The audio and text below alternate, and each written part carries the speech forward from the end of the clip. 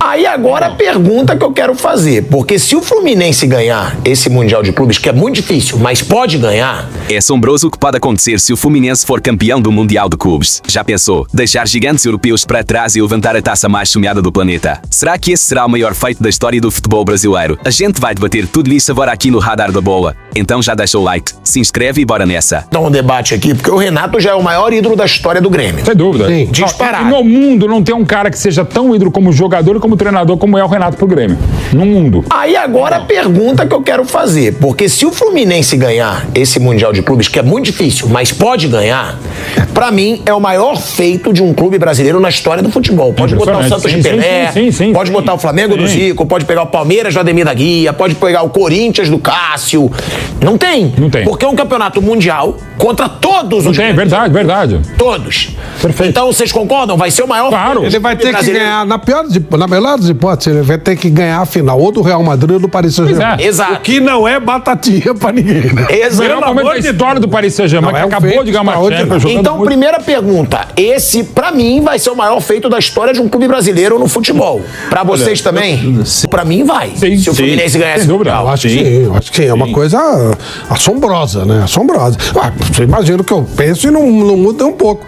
Pra mim, o fato do futebol brasileiro ter passado na primeira fase já foi uma surpresa. Chegar numa semifinal é um negócio assim inimaginável, no meu modo de entender. Realmente tá muito acima do que eu imaginava. Mas mesmo que o Fluminense perca amanhã do Chelsea, ainda assim foi mas muito além do que eu imaginava. Muito além.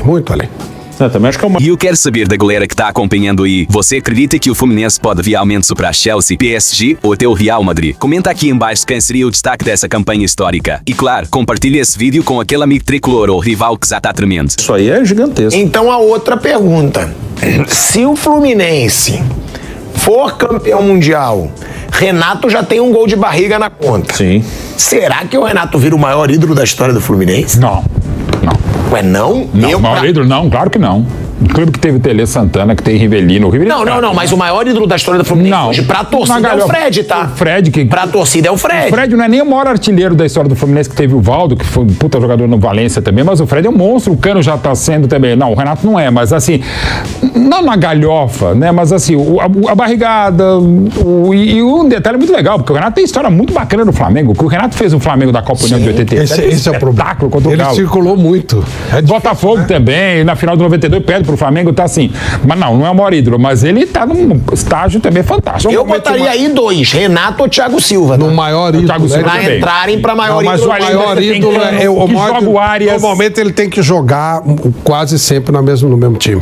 É difícil o cara com tanto. Que nem o Thiago. O Thiago ele é ídolo do Paris Saint-Germain, do Chelsea e do Fluminense. Gente, mas então Super Mundial vai ser muito pesado pra história do Fluminense. Não sei, claro, mas é pesado. Mas, por exemplo, eu acho que é o Tele como jogador, nem o treinador é a primeira conquista do Tele, é o Carioca de 69, contra o Flamengo, um 3-2 histórico, beleza, o Fluminense nem era favorito, o Tele tava começando a sua brilhante trajetória como treinador, mas o Tele, o fio de esperança, não tem nem como comparar, e aliás é até interessante, né, pelo que não se gostavam, né, Tele e Renato, pelos programa na Toca da Raposa, em 86 anos da Copa e tal. Depois até se entender um pouquinho.